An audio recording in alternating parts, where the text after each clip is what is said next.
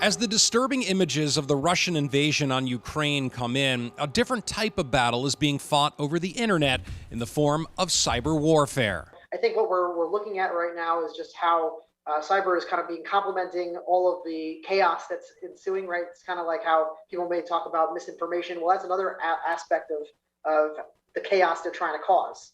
Professor Gregory Falco is a cyber engineer and expert on cyber infrastructure at Johns Hopkins University.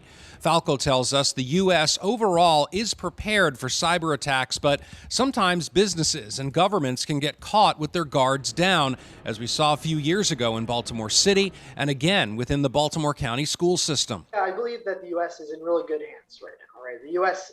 Has been working for over a decade now on really shoring up its defensive capabilities in this regard. And also, frankly, we have phenomenal offensive capabilities, too. And what about the possibility of economic fallout? At the end of the day, yes, it's a serious economic issue. Economist Anirban Basu explains that these cyber attacks don't necessarily have to happen in the U.S. to affect the U.S. With the world still dealing with supply chain issues from COVID, an attack in Ukraine, Europe, or Asia could have devastating effects. To the extent that the global supply chain is not fully healed, Russia-Ukraine sets us back. And if you layer on top of that the possibility of serious cybersecurity attacks, which would paralyze certain companies, certain industries, then things would get that much worse.